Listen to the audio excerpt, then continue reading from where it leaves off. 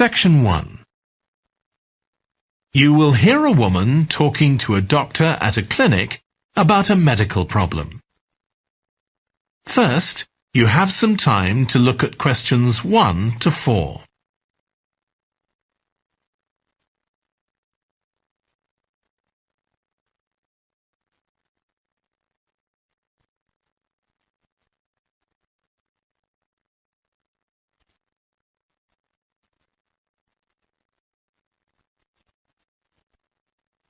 You will see that there is an example that has been done for you.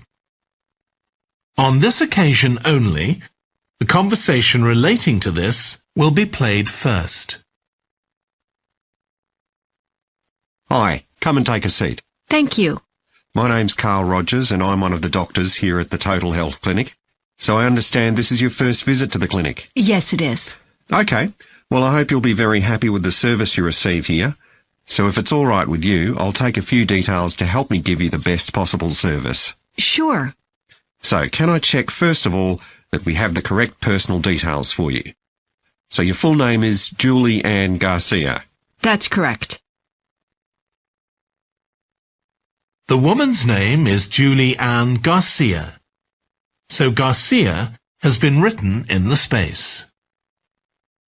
Now we shall begin. You should answer the questions as you listen, because you will not hear the recording a second time. Listen carefully and answer questions 1 to 4. Hi, come and take a seat. Thank you. My name's Carl Rogers and I'm one of the doctors here at the Total Health Clinic. So I understand this is your first visit to the clinic. Yes, it is. Okay, well I hope you'll be very happy with the service you receive here.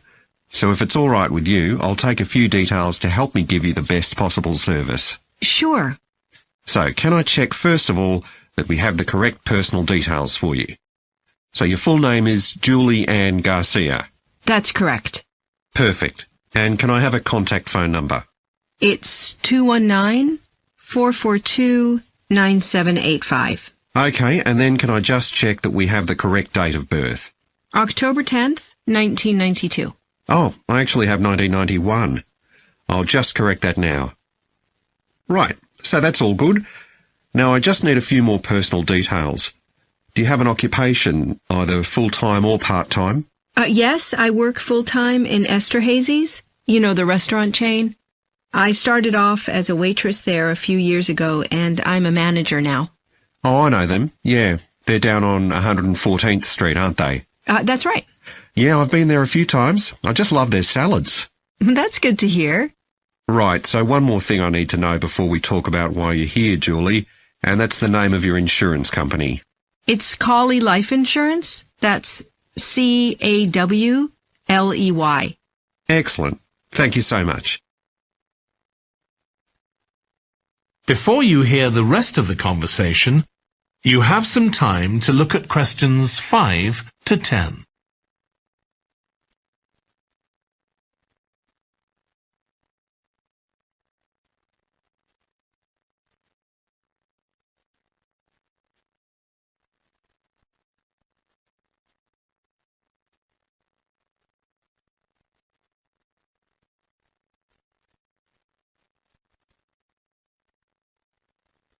Now listen and answer questions 5 to 10. Now, Julie, let's look at how we can help you. So tell me a little about what brought you here today. Well, I've been getting a pain in my knee, the left one. Not very serious at first, but it's gotten worse, so I thought I ought to see someone about it. That's certainly the right decision. So how long have you been aware of this pain? Is it just a few days, or is it longer than that? Longer. It's been worse for the last couple of days, but it's 3 weeks since I first noticed it. It came on quite gradually, though, so I kind of ignored it at first. And have you taken any medication yourself or treated it in any way? Yeah, I've been taking medication to deal with the pain, Tylenol, and that works okay for a few hours, but I don't like to keep taking it. Okay. And what about heat treatment? Have you tried applying heat at all? No, but I have been using ice on it for the last few days. And does that seem to help the pain at all? A little, yes. Good. Now, you look as if you're quite fit normally. I am, yes. So do you do any sport on a regular basis? Yes, I play a lot of tennis. I belong to a club, so I go there a lot. I'm quite competitive, so I enjoy that side of it as well as the exercise, but I haven't gone since this started. Sure. And do you do any other types of exercise? Yeah, I sometimes do a little swimming, but usually just when I'm on vacation. But normally I go running a few times a week, maybe 3 or 4 times. So your legs are getting quite a pounding, but you haven't had any problems up to now? No, not with my legs. I did have an accident last year when I slipped and hurt my shoulder, but that's better now. Excellent. And do you have any allergies? No, none that I'm aware of. And do you take any medication on a regular basis? Well, I take vitamins, but that's all. I'm generally very healthy. Okay. Well, let's have a closer look and see what might be causing this problem. If you can just get up. That is the end of section 1. You now have half a minute to check your answers. Now turn to section 2.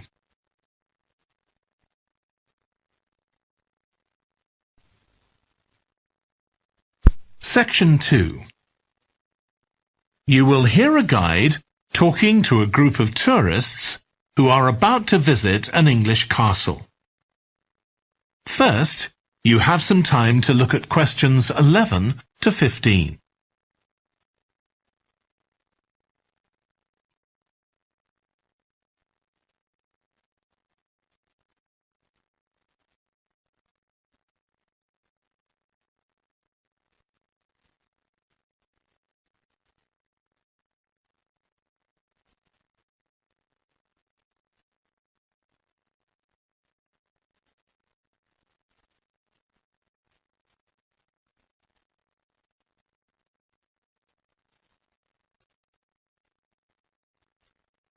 Now listen carefully and answer questions 11 to 15.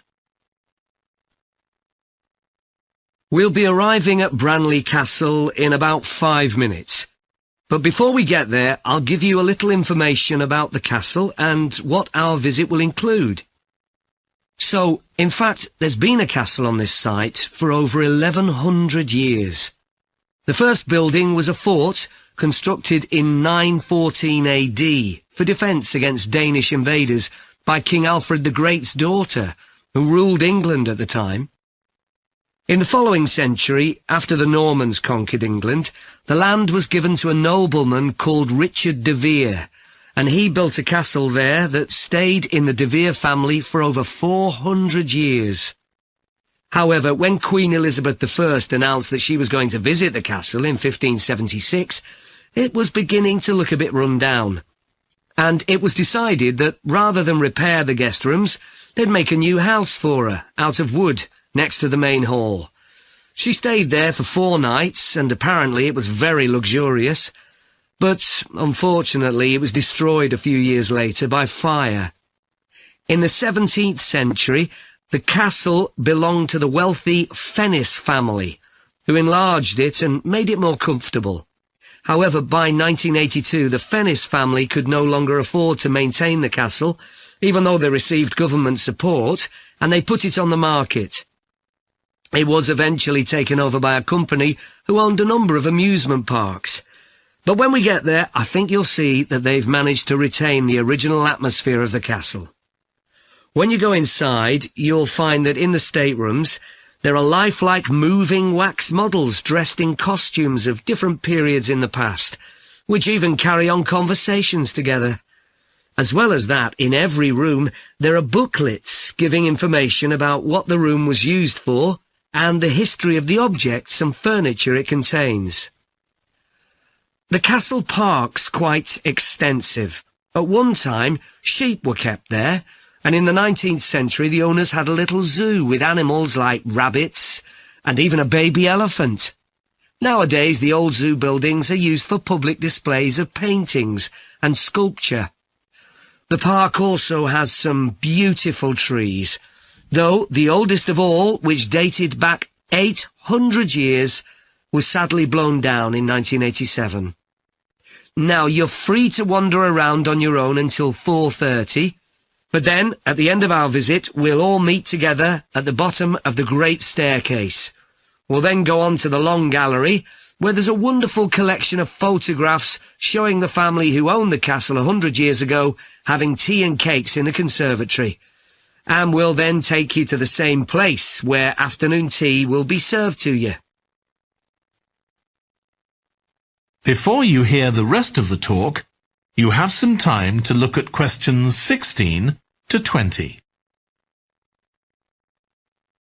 Now listen and answer questions 16 to 20.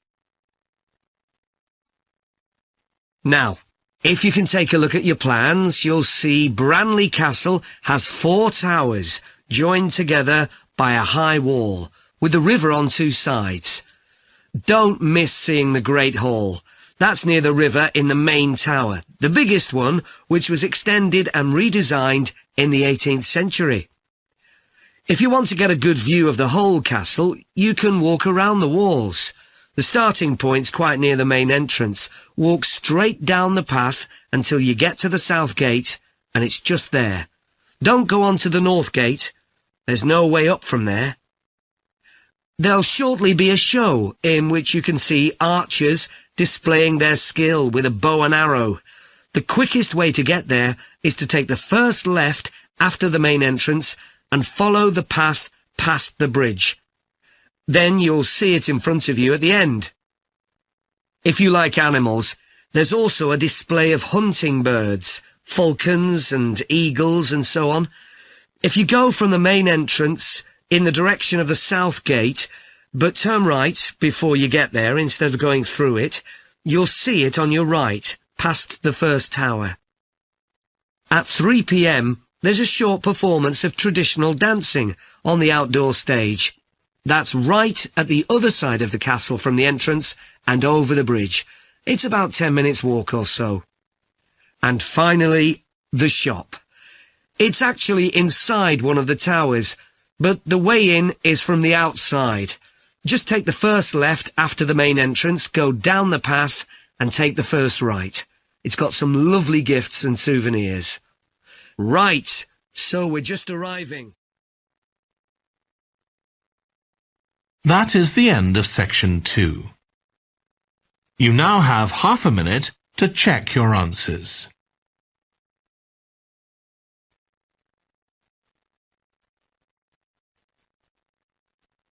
Now turn to section 3.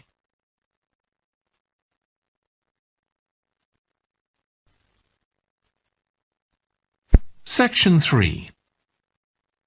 You will hear 2 environmental science students, called Rosie and Martin, discussing their presentation on an extinct animal called the woolly mammoth with their tutor.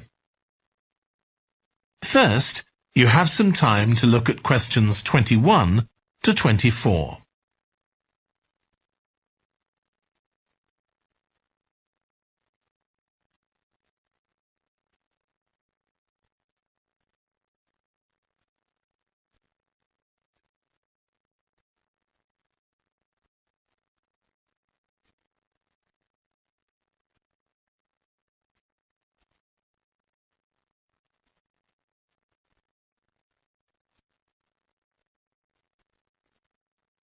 Now listen carefully and answer questions 21 to 24.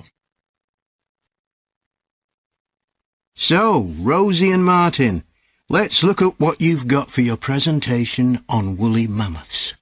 OK, we've got a short outline here. Thanks.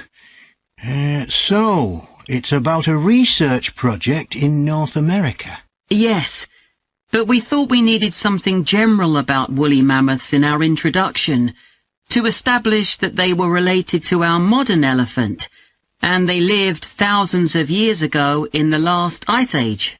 Maybe we could show a video clip of a cartoon about mammoths, but that'd be a bit childish. Or we could have a diagram. It could be a timeline to show when they lived, with illustrations. Or we could just show a drawing of them walking in the ice. No, let's go with your last suggestion. Good. Then you're describing the discovery of the mammoth tooth on St. Paul's Island in Alaska and why it was significant. Yes, the tooth was found by a man called Russell Graham. He picked it up from under a rock in a cave. He knew it was special. For a start, it was in really good condition, as if it had been just extracted from the animal's jawbone. Anyway, they found it was 6,500 years old. So why was that significant? Well, the mammoth bones previously found on the North American mainland were much less recent than that, so this was really amazing. Then we're making an animated diagram to show the geography of the area in prehistoric times. So, originally, St. Paul's Island wasn't an island. It was connected to the mainland, and mammoths and other animals, like bears, were able to roam around the whole area. Then the climate warmed up and the sea level began to rise, and the island got cut off from the mainland. So those mammoths on the island couldn't escape. They had to stay on the island. And in fact, the species survived there for thousands of years after they'd become extinct on the mainland. So why do you think they died out on the mainland? No one's sure. Anyway, next we'll explain how Graham and his team identified the date when the mammoths became extinct on the island. They concluded that the extinction happened 5,600 years ago, which is a very precise time for a prehistoric extinction. It's based on samples they took from mud at the bottom of a lake on the island. They analysed it to find out what had fallen in over time. Bits of plants, volcanic ash, and even DNA from the mammoths themselves. It's standard procedure, but it took nearly 2 years to do. Before you hear the rest of the discussion, you have some time to look at questions 25 to 30.